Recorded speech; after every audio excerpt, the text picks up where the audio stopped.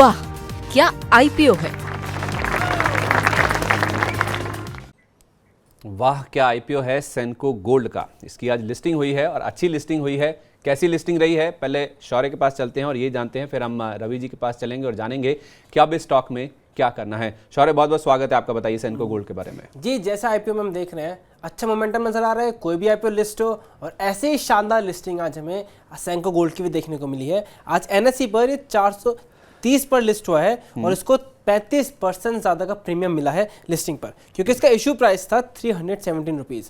और ये ऐसा नहीं है कि अभी अच्छा मोमेंटम मिला है, जब ये बिडिंग के लिए था तब भी बहुत ज़्यादा इसमें क्रेज़ देखने को मिला था, क्योंकि ये 77 टाइम्स ज़्यादा सब्सक्राइब हुआ था, यानी तब भी लोगों ने अच्छा खासा इंटरेस्ट दिखाया था और कंपनी ने इससे कुल 405 करोड़ रुपये जुटाए हैं। अब इसकी अगर बात करें तो इशू के बाद जो इनकी प्रमोटर की होल्डिंग है वो उसमें गिरावट आएगी। वो पहले था 77% के आसपास प्रमोटर की होल्डिंग थी और अब वो गिरकर 68.48% पे आ जाएगी।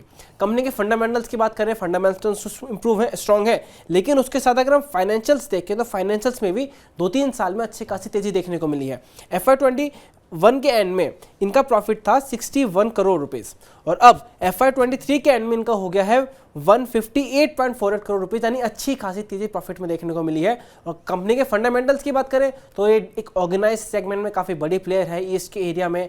उसके साथ साथ अपने आपको पैन इंडिया प्रेजेंस में एक्सपेंड करने की कोशिश कर रही है, जहां पे इसको जो बड़े बड़े ज्वेलर्स के प्लेयर हैं उससे कंपटीशन भी फेस करने को मिल सकता है। साथ ही साथ अब अगर 1-2 रिस्क भी कंपनी के लिए बने हुए हैं, जैसे गोल्ड सेगमेंट में जो हाल ही में एक आध घटनाएं हुई हैं, उसके बाद ज्वेलर्स को लेकर एक ट्रस्ट का इशू तो डेवलप हुआ ही है, साथ साथ कंपटीशन भी फेस करने को मिल सकता है। दूसरा, ट्रस्ट के बाद दिक्कत यह है कि जो भी बायर्स हैं वो 2 तरह के ज्वेलर्स को प्रेफर करेंगे, या तो जो उनके लोकल हैं जिनसे अच्छे कॉन्टैक्ट हैं लॉन्ग टाइम से, या फिर जो उनके बड़े ब्रांड्स हैं। अब क्या कंपनी बड़े ब्रांड में बन पाएगी नेशनल लेवल पर, ये एक देखने वाली बात है। चलिए, काफ़ी सारे सवाल आपने शौर्य खड़े कर दिए। मेरा एक सवाल ये है रवि सर कि 77 गुना के आसपास ये आईपीओ भरा था, 36% का जो प्रीमियम इनको मिला है लिस्टिंग पे, क्या आप इतना ही एक्सपेक्ट कर रहे थे?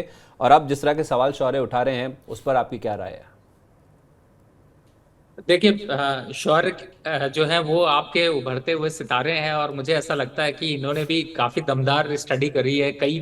मैं स्टडी का इनका फैन रहा हूँ और मुझे ऐसा लगता है कि फिलहाल अभी अच्छा खासा यहाँ पर प्रीमियम जो मिला है वो काफी सफिशिएंट है। और मैंने इसमें एग्जिट स्ट्रैटेजी भी उस समय बताई थी कि लिस्टिंग गेन बिल्कुल आपको यहाँ पर मिलेगा और लेना चाहिए। तो मुझे लगता है कि वो स्ट्रैटेजी रखें। लॉन्ग टर्म पे थोड़ा सा करेक्टिव होगा तो अच्छा होगा, वापस से अट्रैक्शन वापस गेन करेगा, तो थोड़ा सा आईपीओ खुलने के बाद एक करेक्शन का उम्मीद किया जा सकता है। तो सर, जिनके पास आईपीओ में अलॉटमेंट हुआ है, क्या वो अपना मुनाफा बुक कर लें? बिल्कुल पार्शियल मुनाफा बुक करना चाहिए। फर्स्ट हाफ, मतलब अगर आपके पास जो शेयर हैं उसमें से आधे शेयर आपके पास छुट्टी, आप बेच के निकलिए, प्रॉफिट पैसा अपना बाहर निकालिए और बाकी को चलने दीजिए। क्लोजिंग स्टॉप लॉस के हिसाब से आप रखिए। डेली में अगर जब तक 2 से 3 दिन तक डाउन क्लोजिंग नहीं देता प्रीवियस क्लोजिंग से, तब तक आप होल्ड करके चल सकते हैं। तो पार्शियल प्रॉफिट बुकिंग करनी चाहिए इस आईपीओ में। 36% के आसपास के प्रीमियम पे इसकी लिस्टिंग होती हुई नजर आई है। मेन बोर्ड की पहले और एक आईपीओ की बात करें तो वो है उत्कर्ष स्मॉल फाइनेंस बैंक का। किस तरह का रुझान देखने को मिल रहा है? आज आखिरी दिन है ना शौर्य? जी, आज उसमें अच्छा खासा रिस्पांस देखने को मिल रहा है, बड़े तेजी से बढ़ता जा रहा है। इस अगर देखें तो प्राइस बैंड 23 से 25 रुपए का है। ये आज 12 जुलाई को खुला था, आखिरी दिन है। कंपनी कुल 500 करोड़ रुपए जुटाने की उसमें है और आज अगर 12 बजे तक देखें तो ये 26.2 टाइम्स सब्सक्राइब हुआ था, लेकिन अभी मैंने आने से पहले देखा था तो ये 34 गुना सब्सक्राइब हो चुका है और रिटेल कोटा तो ऑलमोस्ट 60 टाइम्स सब्सक्राइब हो चुका है। और इसका जो जीएमपी है वो 15 रुपीज़ प्रति शेयर चल रहा है, यानी इसके हिसाब से देखें तो अच्छी खासी देखने को मिल सकती है। जीएमपी के हिसाब से इसका प्रीमियम 68% पर लिस्टिंग बताया जा रहा है। कितना बताया आपने रिटेल का हिस्सा? रिटेल का हिस्सा 60 टाइम्स के आसपास पहुंच चुका है, 60 गुना। और जब मैं शो करने आ रहा था तब मैंने भी देखा था, मैं भी बहुत एक्साइटेड इस आईपीओ को लेकर, खासतौर पे जिस तरह से रिटेल का कोटा भर रहा है। छोटा टिकट साइज होता है ना, छोटा जो आईपीओ आता है ना, जब प्राइस बैंड के लिहाज से बहुत ज़्यादा एक्शन वहाँ पे देखने को मिलता है। 54 टाइम उस समय था, अभी ये देखिए तो 60 गुना के आसपास हो चुका है। रवि जी, क्या करना है? एक लॉट लगाना है, पूरे 2 लाख रुपए लगाने हैं? देखिए, लिस्टिंग गेन के हिसाब से पूरे 2 लाख लगाए जा सकते हैं ये क्योंकि आईपीओ मिलेगा अच्छा है सर? और सबसे बड़ा सवाल तो ये कि मिलेगा कि नहीं? मिलने के चांसेस कम है। मुझे ऐसा लगता है कि मिलने के चांसेस यहाँ पर कम है, लेकिन फिर भी किस्मत स्टॉक मार्केट पे काफी स्ट्रांग काम करती है, तो मुझे ऐसा लगता है कि बिल्कुल अप्लाई तो करना चाहिए। ठीक है, मुझे लगता है शौर्य शायद 20 जुलाई को लिस्ट होगा। सर, ये 25 वाला 50 हो जाएगा क्या? सर 25 वाला 50 तो नहीं, लेकिन हाँ 35 और 40 का टारगेट तो दिखाई दे रहा है। 40 तो ग्रे मार्केट प्रीमियम भी बता रहे हैं, जैसे हमें शौर्य बता रहे हैं, तो यहाँ पे 40 रुपए तक के जो लेवल्स हैं वो शायद लिस्टिंग पे देखने को मिले। रवि जी तो कह रहे हैं कि पूरा 2 लाख रुपए की एप्लीकेशन आप लगाइए, अगर लिस्टिंग के दिन अगर आपकी लॉटरी लग गई तो बम्पर मुनाफा देखने को मिल सकता है। अब बढ़ते हैं एसएमई साइड पे, हमने मेन बोर्ड की तो बात कर ली, वहां पे बताइए शौर्य जो लिस्टिंग हुई है पहले उसके बारे में चर्चा कीजिए। जी, आज जो एसएमई पर लिस्टिंग हुई है वो हुई है अल्फा लॉजिक की। अब मेन बोर्ड में अच्छा खासा रिस्पांस देखने को मिल रहा है, लेकिन वो हमें एसएमई पर इतना ट्रांसलेट होते हुए नजर नहीं आ रहे। हमने कल भी देखा था 2 आईपीओ की लिस्टिंग एकदम फ्लैट हुई थी, और आज भी अल्फा लॉजिक की लिस्टिंग एकदम फ्लैट हुई है। उसका इशू प्राइस था 96 रुपीज प्रति शेयर, और ये बीएससी पर 96 पर ही लिस्ट होता हुआ नजर आया। हालांकि इसमें सब्सक्रिप्शन अच्छा आया था, ये 5 गुना ज्यादा सब्सक्राइब होता हुआ नजर आया था, और कंपनी कुल 13 करोड़ के आसपास रेस कर रही है। और अब इशू के बाद इसकी प्रमोटर होल्डिंग काफी घट जाएगी। पहले पूरी 100% प्रमोटर होल्डिंग थी, और अब वो 73.67% पर आ जाएगी। ठीक है, तो सर तीसरी लिस्टिंग है ये हम देख रहे हैं 2 दिन में, जहां पे जो इशू प्राइस है उसके आसपास ही होती हुई दिखी है। 5 गुना के आसपास ये इशू भरा था, उसके बावजूद भी फ्लैट लिस्टिंग हुई है अल्फा लॉजिक की, जहां तक बात है। अब क्या करना चाहिए इसमें?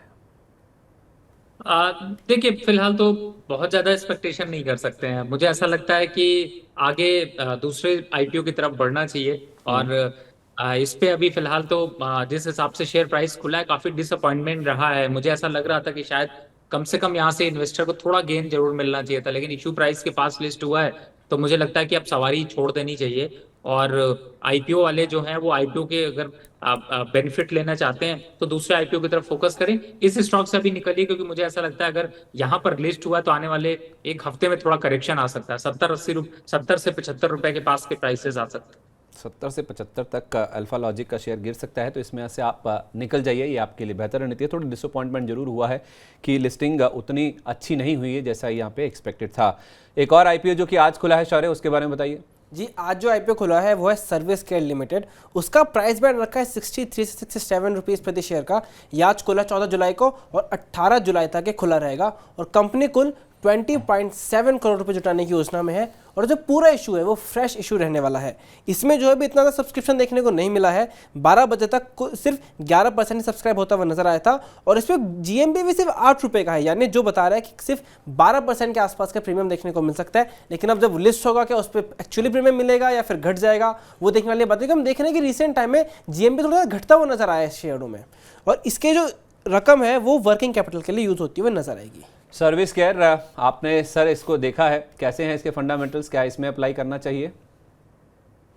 देखिए 63-67 रुपीज का प्राइस बैंड इन्होंने रखा है, और अगर आप इंडस्ट्री की ग्रोथ के पॉइंट ऑफ व्यू से देखते हैं तो थोड़ा सा जरूर यहाँ पर डिसअपॉइंटमेंट है। तो मुझे ऐसा लगता है कि थोड़ा सा 1-2 दिन बाद इसमें अगर कुछ ट्रैक्शन आता है तो आ सकता है, लेकिन बट मुझे ऐसा लगता है अगर आप अवॉइड करेंगे तो कोई अपॉर्चुनिटी मिस नहीं करेंगे, दोबारा भी आपको मौका मिलेगा। तो मुझे लगता है कि शायद एक बार को आप लीव कर सकते हैं। इतने आईपीओज और आ रहे हैं, उन पर फोकस करा जा सकता है। आईपीओ आ रहे हैं बहुत सारे, उन पे फोकस कीजिए। सर्विस केयर को आप कीजिए अवॉइड, और 2 लाख की एप्लीकेशन आप लगा दीजिए उत्कर्ष स्मॉल फाइनेंस बैंक में, ऐसा आपको रवि जी राय दे रहे हैं। अगर आपकी लॉटरी लग गई, आपको सब्सक्रिप्शन मिल गया, इसका अलॉटमेंट हो गया, तो आपकी हो जाएगी चांदी, क्योंकि 35 से 40 रुपये उत्कर्ष स्मॉल फाइनेंस का बैंक हो सकता है। शौर्य बहुत बहुत धन्यवाद, आप दोनों तरह के अपडेट हमारे लिए लेके आए, मेन बोर्ड के लिए भी और एसएमई साइड के जो आपने इन्फॉर्मेशन दी उसके लिए आपका बहुत धन्यवाद। वाह, क्या आईपीओ है!